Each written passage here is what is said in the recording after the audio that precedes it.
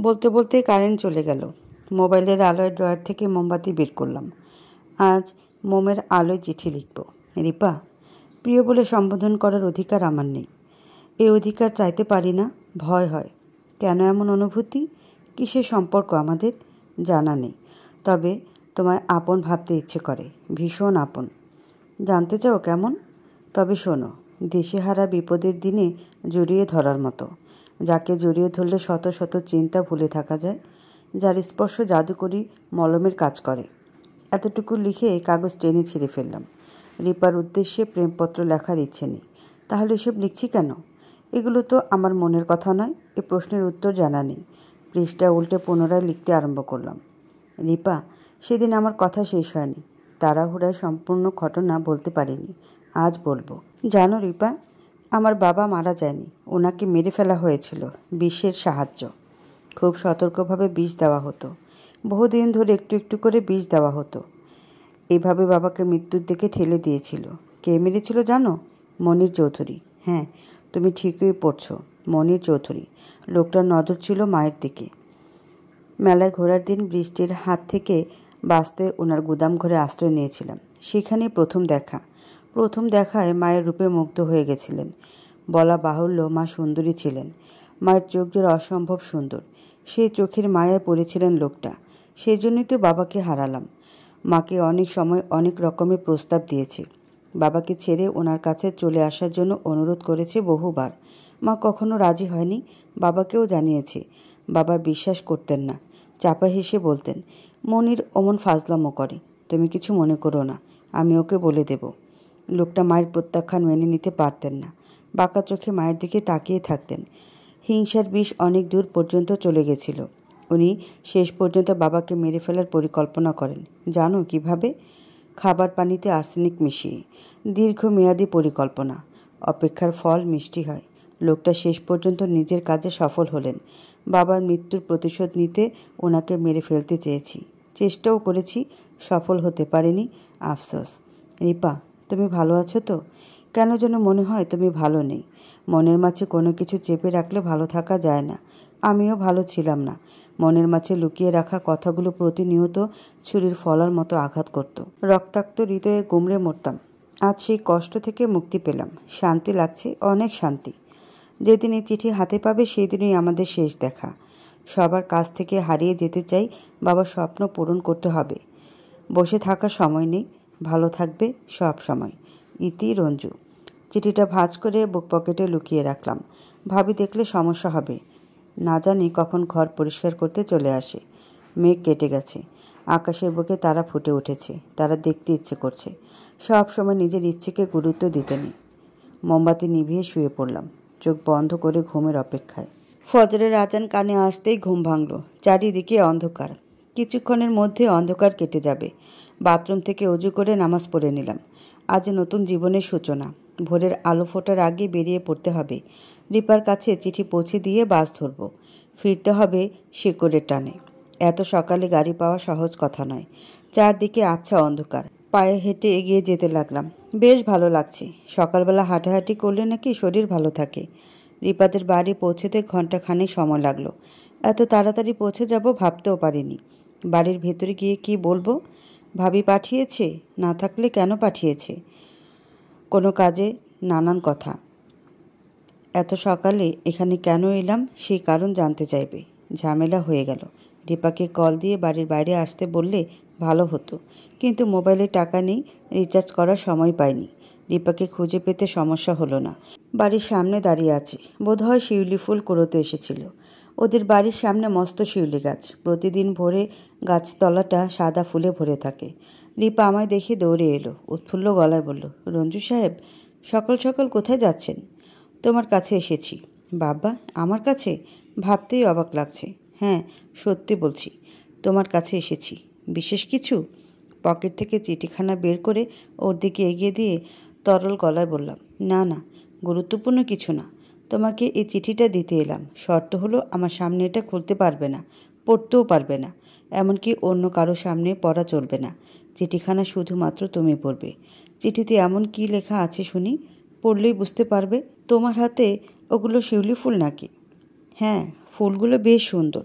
কমলা রঙের বোটা, সাদা পাপড়িগুলো অদ্ভুত কোমল, মিষ্টি সুবাস, সব কিছু মিলিয়ে পছন্দ করার মতো। ওগুলো আমায় দেবে? হ্যাঁ নিশ্চয়ই, কিন্তু এগুলো নিয়ে আপনি কি করবেন? বুক পকেটে রেখে দেব।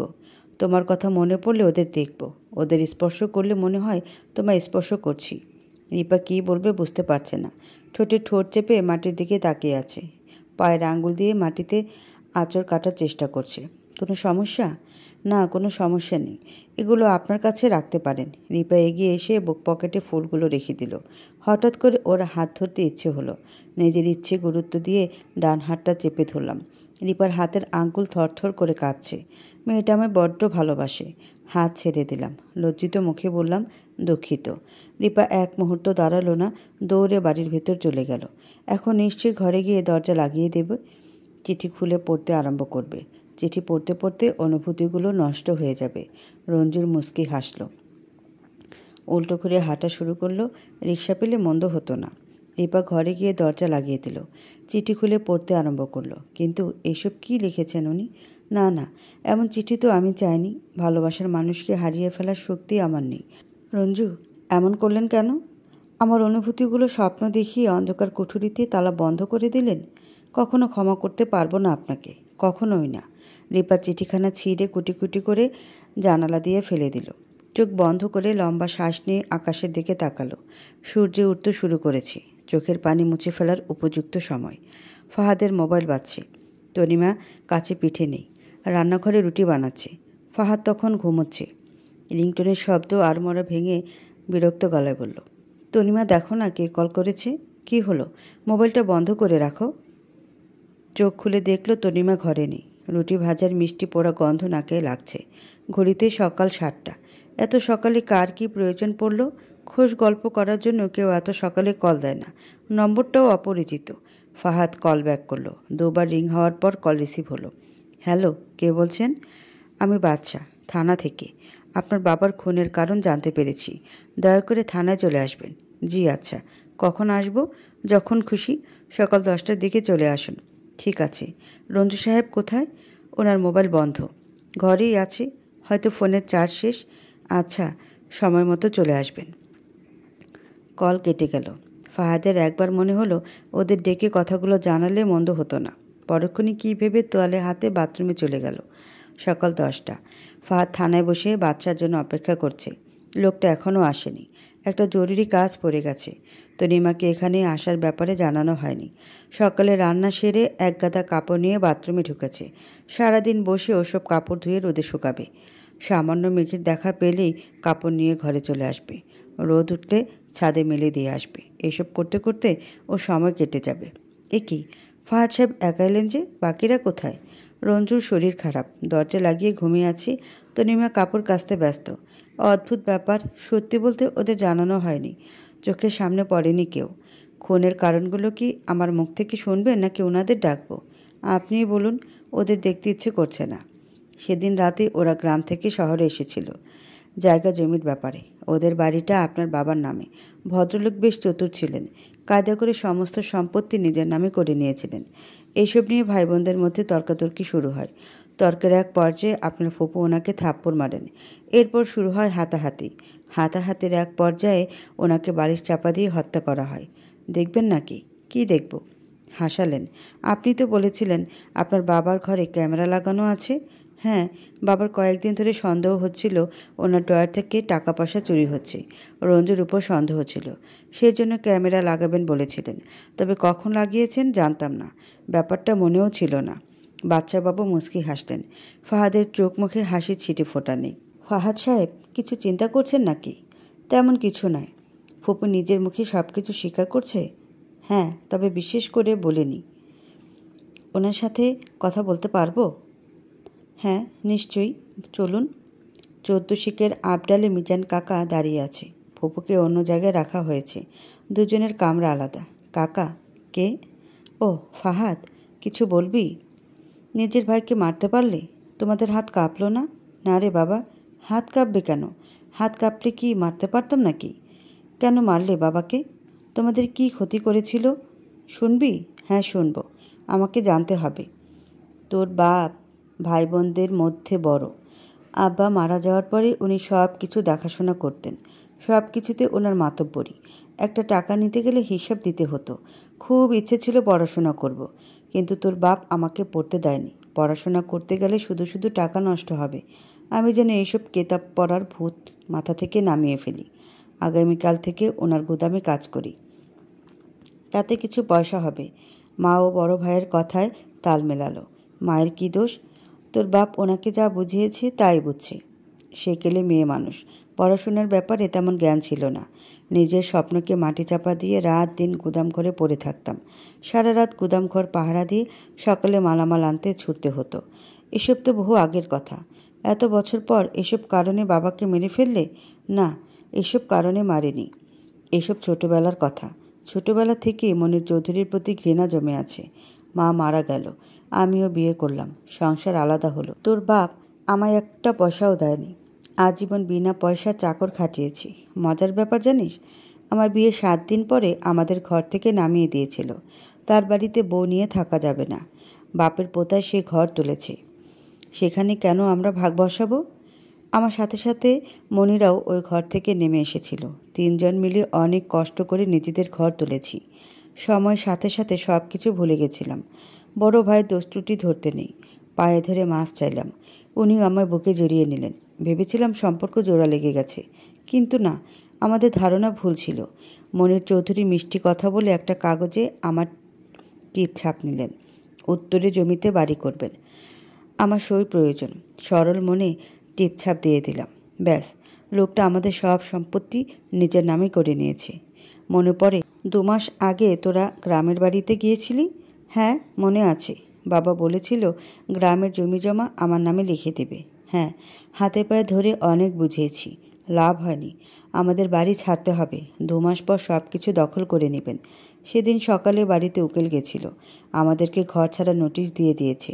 উপায় না পেয়ে শহরে এলাম সেদিন রাতে। মনিরা, তোর কি মনে হয় উনি আমাদের কথা মেনে নেবেন? জানি না ভাই, হয়তো মেনে নিবে না।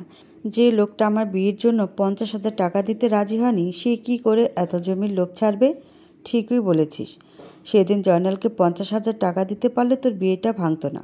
কিভাবে বুঝবো বলো? লোকটা ভালোবাসার কথা বলে বিয়ে করতে চাইলো। বছর 3 সম্পর্ক রাখার পর বিয়ের কথা হলো। টাকার জন্য বিয়ে করলো না। ওর সঙ্গে বিয়ে না হয়ে ভালোই হয়েছে। যে টাকার জন্য বিয়ে করেনি, তার সাথে বিয়ে হলে কি তুই সুখী হতে পারতি? তা পারতাম না বটে, কিন্তু দেখো সেই ঘটনার সূত্র ধরে আজও বিয়ে হলো না। গ্রামের মানুষ কী সব কথা বলে, বাদ দে।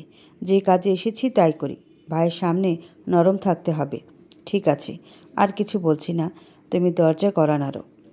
মনিরা এগিয়ে গিয়ে দরজা কড়া নাড়ল। মনির চৌধুরী দরজা খুলে দিলেন। ঘুম জড়ানো চোখে আমাদের দিকে তাকিয়ে বললেন, এত রাতে তোরা? কি হয়েছে? তেমন কিছু হয়নি, একটা কাজে এসেছিলাম, ভাবলাম তোমার সাথে দেখা করে যাই। দরকার ছিল না। যাক, চলে যখন এসেছিস ভেতরে আয়, তনিমাকে ডেকে দিচ্ছি। বৌমাকে ডাকতে হবে না, আমরা একটু কথা বলে চলে যাব। গাড়ি ঠিক করা। ও আয়। ঘরের ভিতরে গিয়ে সোফায় বসলাম। হাত জোর করে বললাম, ভাই, আমাদের জমিটুকু ফেরত দাও। উকিল বলেছে তোমার কাগজপত্র একদম ক্লিয়ার। কেস করলে আমরা হেরে যাব, এমন করো না। এসব কথা বাদ দে, ও জমি বাপের, আমারও ভাগ আছে। মনিরা রেগে যায়, কর্কশ গলায় বলে, না, ওই জমি আমাদের, রক্ত পানি করা টাকা দিয়ে কিনেছি। বেশ তো, মামলা কর গিয়ে। এখন এখান থেকে বেরিয়ে যা, আমার খুব ঘুম পাচ্ছে। মরার ঘুম ধরছে তোমারে? কি বললি তুই? দাদা মনিরার দিকে তেড়ে যায়। ওদের ছাড়াতে গিয়ে জড়াজড়ি শুরু। এ পর্যায়ে দাদাকে ঠেলে খাটের উপর ফেলে দিলাম। উনি চিৎকার করতে যাচ্ছিল, মনিরা বিছানা থেকে বালিশ উঠিয়ে মুখের উপর বালিশ চেপে ধরল। কয়েক মিনিট পর সব শেষ। আমরা ইচ্ছে করে তোর বাপকে মারিনি, মারার জন্য আফসোসও নেই। ভুল করে হলেও সঠিক কাজ করেছি।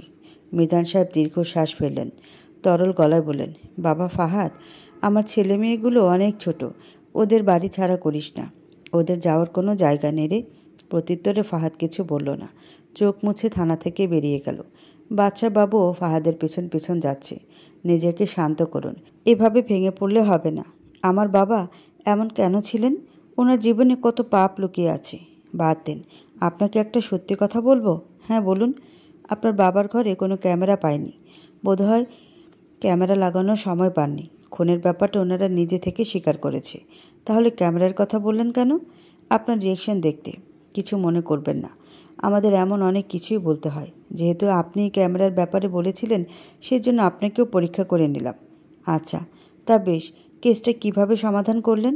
কফি খেতে খেতে বলি, হ্যাঁ নিশ্চয়ই। দুজনে হেঁটে গিয়ে সামনের কফি শপে বসলো। ফাহাদ বাচ্চার মুখোমুখি বসে আছে। ছিপছিপে গলনের এক ছেলে এসে ওদের 2 কাপ কফি দিয়ে গেল। বাচ্চা কফির কাপে চুমুক দিতে দিতে বলল, হত্যার দিন সকালে আপনাদের ঘরে একটা মিষ্টি গন্ধ পেয়েছিলাম। দোলন চাপা ফুলের গ্রানটা বাতাসে মিলিয়ে যাচ্ছিল। আশেপাশে খুঁজে দেখলাম, কোথাও এই ফুলের গাছ দেখতে পেলাম না। গাছ না থাকলে ফুলের গন্ধ আসবে কোত্থেকে? খুঁজতে খুঁজতে কয়েকটা ফুল পেলাম, মেঝের কোণায় পড়েছিল। ফুলগুলো খুব বেশি পুরনো না, আজকালের মধ্যে ছেঁড়া হয়েছে। বড়জোর 1 রাত আগে। ফুলগুলো উঠিয়ে পকেটে ভরে নিলাম। আপনাদের সকলের উপর নজরদারির ব্যবস্থা করলাম। মনে হচ্ছিল আপনাদের মধ্যেই কেউ খুনি। বাড়ির উপরও নজর রাখা হচ্ছিল। পরবর্তীতে একজন খবর দিল আপনি বাড়ি থেকে বেরিয়েছেন, কোনো মেয়ের সাথে আছেন। তমালকে আপনাদের পিছু করতে বললাম। এই পর্যায়ে তুলি মেয়েটা গাড়ি থেকে নেমে গেল। তমাল গিয়ে তুলির সঙ্গে কথা বলতে লাগলো। প্রথম দিকে তুলি ওকে এড়িয়ে যাচ্ছিল, কিন্তু তমাল ওকে থানায় নিয়ে আসে। ওর ব্যাগেও একই ফুল পাওয়া গেছে, দোলন চাপা। ফুলগুলো হুবহু আপনাদের বাড়িতে যে নরম ফুল পাওয়া গেছিল সেগুলোর মতো। মনে হচ্ছিল সবগুলো ফুল একই দিনে তোলা হয়েছে। সেখান থেকেই সন্দেহ তীব্র হয়। ওকে নানান রকম জিজ্ঞাসাবাদ করতে থাকি। প্রথমে কিছু স্বীকার করতে চায়নি, পরবর্তীতে সব কিছু খুলে বলল। আপনাদের গ্রামে খোঁজ নিয়ে জায়গা জমির ব্যাপারটা জানতে পারলাম। আস্তে আস্তে সব কিছু পানির মতো পরিষ্কার হয়ে গেছে। সব কিছুর মূলে দোলন চাপা ফুল। ওই ফুলের জন্য সব ধরতে পেরেছেন? হ্যাঁ, অনেকটাই। ছোট ছোট ভুল থেকে অনেক বড় সত্যি প্রকাশ পেয়ে যায়। তুলি সেদিন খুনের উদ্দেশ্যে আপনাদের বাড়িতে গিয়েছিল। মনির সাহেবকে জীবিত পায়নি। রাগে মেয়েটার মাথা খারাপ হয়ে যায়। মনির সাহেবের শরীরে আঘাত করতে থাকে। তখনই বোধহয় ফুলগুলো মেঝেতে পড়ে গিয়েছিল। যাওয়ার সময় খেয়াল করেনি। দীর্ঘশ্বাস ফেলে শেষবার কাপে চুমুক দিল। কফি শেষ, এবার উঠতে হবে। বাবার মৃত্যু রহস্য জানা হয়ে গেছে। লোকটাকে বাবা বলতে ইচ্ছে করছে না। বাবারা তো এমন নিষ্ঠুর হয় না। ফাহাদ এখনও রঞ্জুর চিঠি হাতে পায়নি। রঞ্জুর বুদ্ধি করে চিঠিটা ফাহাদের ফোনের ব্যাক কভারের ভেতর লুকিয়ে রেখেছে, যেন মোবাইল হাতে নিলেই বুঝতে পারে ভেতরে কিছু আছে। আসার সময় তাড়াহুড়োয় খেয়াল করেনি। হঠাৎ কি মনে করে পকেট থেকে মোবাইল বের করলো ফাহাদ। তরিমাকে সব কিছু জানাতে ইচ্ছে করছে। মোবাইল হাতে নিতেই ফাহাদের সন্দেহ হলো। ব্যাক কভার খুলে দেখলো সাদা কাগজ ভাঁজ করে রাখা। বিরক্ত হয়ে কাগজটা হাতে নিল। কাগজে কিছু লেখা রয়েছে। কৌতূহলী হয়ে লেখাগুলো পড়তে আরম্ভ করলো। ফাহাদের চোখ ভিজে যাচ্ছে।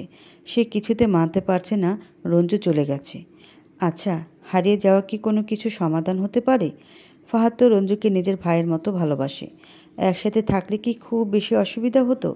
পরক্ষণে মনে হলো সে নিজেকে মিথ্যা সান্ত্বনা দিচ্ছে। সেও চায়নি রঞ্জু সম্পত্তিতে ভাগ বসাক। ছোট জীবনে সম্পদের প্রয়োজন এত বেশি? জীর্ণ শীর্ণ কুটিরের বারান্দায় বসে আপন মনে বিড়বিড় করছে রঞ্জু। বাড়ির দেয়ালগুলো খসে পড়েছে। চালের অবস্থাও শোচনীয়। দেখে মনে হয় বহু বছর ধরে পরিত্যক্ত পড়ে আছে। মানুষজনের যাতায়াত নেই। উঠানোর বেশিরভাগ জায়গায় বুনো গাছপালা জন্মেছে। ঘরের ভেতরটা আগাছায় ভরে গেছে।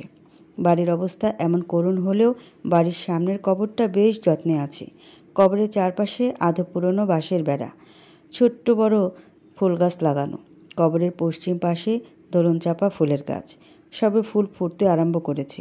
দোলন চাপার মিষ্টি গন্ধে ভরে আছে চারদিক। রঞ্জু বাড়ির ভেতর দিয়ে বেরিয়ে কবরের সামনে এসে দাঁড়ালো। ধরা গলায় বলল, বাবা, কেমন আছো তুমি? অনেক দিন হলো তোমার কাছে আসা হয়নি।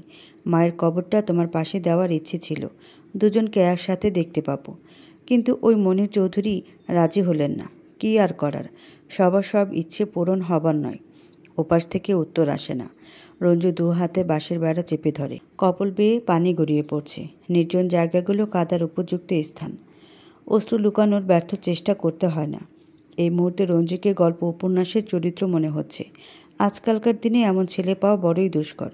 বেশিরভাগ মানুষের মা বাবার কবরের কাছে দাঁড়ানোর সময় হয় না। সকলেই নিজেদের কাজে ব্যস্ত। রঞ্জুর শরীর নড়ে চড়ে না। এক দৃষ্টিতে কবরের দিকে তাকিয়ে থাকে। সদ্য জন্মানো কচি ঘাসগুলো চোখে লাগছে। কবরের উপর এদের মানাচ্ছে না। ফাহাদ বাড়ি ফিরেছে মিনিট খানেক হলো। গলা ছেড়ে তনিমাকে ডাকছে। তনিমার সারা শব্দ নেই, হয়তো বাথরুমে। এখন তনিমার গোসলের সময়। বাবাও এই সময়ে গোসল করতেন। বাবার কথা মনে পড়তে বুক ভারী হয়ে আসে। একরাশ ঘৃণা মনের আনাচে কানাচে ছড়িয়ে পড়তে থাকে। ফাহাদ শেষবারের মতো তনিমা বলে চিৎকার করে। তনিমা দৌড়ে আসে, ব্যস্ত গলায় বলে, এভাবে ডাকছেন কেন? কোনো সমস্যা হয়নি তো? ফাহাদ ভ্রু কুঁচকে তনিমার দিকে তাকিয়ে আছে। পরনে ভেজা কাপড়, চুল থেকে পানি পড়ছে। কোথায় ছিলে তুমি? গোসল করছিলাম। যেভাবে ডাকছেন, কাপড় বদলানোর সময় পাইনি। প্রত্যুত্তরে কিছুই বলল না। গুটি গুটি পায়ে তনিমার দিকে এগিয়ে গিয়ে ওকে জড়িয়ে ধরল। ফাহাদের কাণ্ড দেখে তনিমা হতভম্ব হয়ে দাঁড়িয়ে আছে। ফাহাদের এমন আচরণ সম্পূর্ণ নতুন। আগে পরে কখনো এমন করেনি। রঞ্জু চলে গেছে, আর কখনো আসবে না। কোথায় চলে গেছে? আসবে না কেন? জানি না আমি। জায়গার নাম বলে যায়নি। থানা থেকে ফেরার পথে একটা চিঠি পেয়েছি, সেখানেই লেখা ছিল। থানা থেকে ফেরার পথে চিঠি কে দিল? ফোনের ব্যাক কভারের মধ্যে ছিল। ও, তুমিও আমায় ছেড়ে চলে যাবে, তাই না? সবাই আমায় একা করে দিচ্ছে। জীবনে অনেক পাপ করে ফেলেছি, এখন সেই শাস্তি পাচ্ছি বোধহয়। ফাহাদের চোখের পানিতে তনিমার কাঁধ ভিজে যাচ্ছে। ভেজা শরীরের স্পষ্ট অনুভব করা যাচ্ছে। স্বামীর কষ্টে মন পুড়ছে তনিমার। মুখে কিছু বলতে পারছে না। বহুদিন পর দুজন দুজনকে জড়িয়ে ধরে আছে। হালাল সম্পর্কগুলো এমন সুন্দর থাকলে কি খুব বেশি অসুবিধা হয়? সব দোষ মাফ করে দিয়ে দুজন দুজনকে জড়িয়ে ধরা যায় না? মিনিট পাঁচেক পর তনিমাকে ছেড়ে দিয়ে দূরে সরে দাঁড়ায়। ফাহাদের শার্টের অনেক অংশ ভিজে গেছে। অন্যদিন হলে ফাহাদ ভীষণ রেগে যেত, কিন্তু আজ রাখতে পারছে না। রঞ্জুর চলে যাওয়া তাকে ভীষণ পোড়াচ্ছে। তনিমা, এভাবে দাঁড়িয়ে থেকো না, ঠান্ডা লাগবে, কাপড় বদলে আসো। আচ্ছা। তনিমা দ্রুত পায়ে ওয়াশরুমে ঢুকে দরজা লাগিয়ে দেয়। অজানা অনুভূতিতে তার শরীর কাঁপছে। হুট করে কোনো সিদ্ধান্ত নিতে পারছে না। কি আদৌ কখনো ফাহাদকে ছেড়ে যাওয়ার কথা ভেবেছে? রঞ্জুকেও নিজের ভাইয়ের মতো ভালোবাসে। ছেলেটা যে কোথায় চলে গেল? কাপড় পরা শেষ। ওড়নার ভাঁজ খুলতেই এক টুকরো কাগজ মাটিতে পড়ে। তনিমা নিচু হয়ে কাগজটা তুলে নেয়। চিঠির মতো 4 ভাঁজ করা।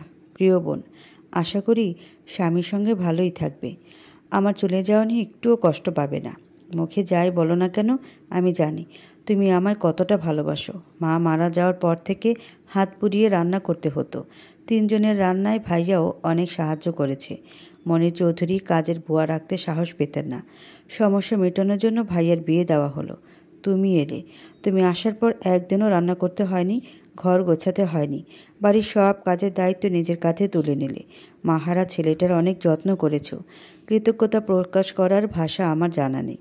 মনের মাঝে পুষে রাখা স্বপ্নগুলো বাস্তবায়ন করার জন্য ঘর ছেড়েছি। ও বাড়িতে বিড়ালের মতো দিন কাটাতে ইচ্ছে করে। যদি কখনো সময় হয় ফিরে আসব। নিজের খেয়াল রাখবে।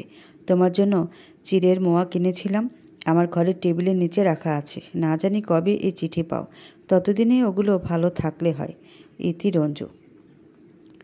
চিঠিতে বিশেষ কিছু নেই, তবুও তনিমার চোখ দিয়ে পানি পড়ছে। কাঁদতে কাঁদতে ওয়াশরুমের দরজা খোলে। ফাহাদের কাছে গিয়ে ভাঙা গলায় বলে, রঞ্জু আমায় এই চিঠি লিখেছে। আসুক একবার, খুব জোরে কান মলে দেব। ফাহাদ কিছু বলে না, চুপচাপ জানালার দিকে তাকিয়ে থাকে। নিজের জীবনের হিসাব মিলাতে বড্ড ব্যস্ত সে। দুপুরে কারোরই খাওয়া হয় না। ফাহাদ ঘুমিয়ে পড়েছে। তনিমা বিষণ্ণ মুখে সোফার উপর বসে আছে, হাতে গল্পের বই, তবে সেদিকে মন নেই। সবে সন্ধ্যা নেমেছে। পশ্চিম আকাশে সন্ধ্যা তারা জ্বলজ্বল করছে। ফাহাদ বাবার কবরের কাছে দাঁড়িয়ে কী সব বিড়বিড় করছে। দূর থেকে সে কথা কানে আসে না। অন্ধকার গাঢ় হতে আরম্ভ করেছে। বাড়ির সামনে লাইট জ্বলে উঠল। ফাহাদের শরীর নড়ছে না। কবরটা বড্ড আকর্ষণ করছে। কবরের ভেতর আজাব হচ্ছে না তো? ঘরে আসবেন না? তনিমা গলা শুনে ফাহাদ চমকে ওঠে। কোমল গলায় বলে, আমায় ঘরে নিয়ে যাবে? একা যেতে পারছি না। তনিমা এগিয়ে এসে স্বামীর বাহু চেপে ধরে। ফাহাদ তনিমার কাঁধের উপর হাত রেখেছে। এমন ঘনিষ্ঠ মুহূর্ত আগে আসেনি কেন? সময় তার নিজের নিয়মে চলছে। মাঝে কেটে গেছে 4টে বছর। তনিমা ফাহাদকে ছেড়ে যায়নি। কেউ যদি নিজের ভুল বুঝে ক্ষমা চায়, তবে তাকে মাফ করে দিতে হয়। সকলে প্রতিশোধের কাহিনীতে মেতে থাকলে দুনিয়া চলবে না। ক্ষমা তো ভালোবাসারই অংশ। বছর 2 হলো ওদের একটা ছেলে হয়েছে। আজকাল ছেলেটা বড্ড দুষ্ট হয়ে উঠেছে। ছেলেকে সামলাতে রীতিমতো হিমশিম খেতে হয় তনিমার। তবুও যেন অদ্ভুত শান্তি খুঁজে পায়। প্রশান্তিতে মন ভরে ওঠে। সকাল থেকে ছেলের পিছনে ছুটতে হচ্ছে তনিমার। বিয়েবাড়ির কোনো কাজে হাত লাগাতে পারছে না। মঞ্জিলা বেগম বড় মেয়ের উপর রেগে যাচ্ছেন। রিপাকে সাজানো হয়নি। পার্লারের মেয়েগুলো এখনও এসে পৌঁছায়নি। তনিমার বাবা ফাহাদের সঙ্গে বাইরের দিকটা সামলাচ্ছে। যদিও বরপক্ষ এসে পৌঁছায়নি, তবুও কাজের শেষ হচ্ছে না। শেষবারের মতো আলমারির নিচে ড্রয়ার খুলে রিপা। কিছু কাগজের টুকরো পড়ে আছে সেখানে।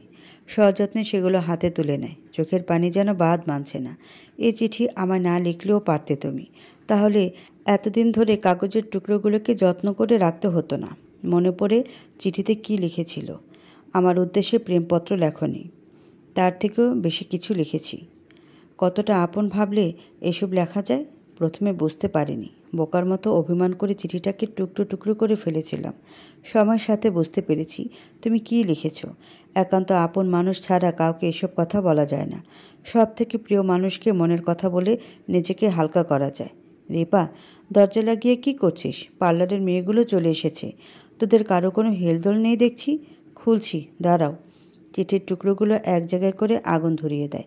আগুনের শিখায় কাগজ পড়ছে। রিপার পড়ছে মন। আজ থেকে তোমায় ভালোবাসতে পারবো না রঞ্জু। তোমার কথা চিন্তা করতেও লজ্জা হবে। আমি যে অন্য কারো স্ত্রী হয়ে যাচ্ছি। তোমায় কত খুঁজেছি জানো, পাইনি। হয়তো এ কপালে তুমি ছিলে না। চোখ মুছে দরজা খুলে দেয়। রিপা তার হবু বরকে দেখেনি। ফাহাদ বিয়ের প্রস্তাব এনেছিল। ছেলে স্কুলের টিচার, দোতলা বাড়ি। ছেলের মা বাবা বেঁচে নেই। নিজের চেষ্টায় সব কিছু করেছে। রিপার বাবা অমত করেনি। সব কিছু দেখে বেশ পছন্দ হয়েছে। রিপা অবশ্য বিয়ে করতে চায়নি, কিন্তু কী আর করার।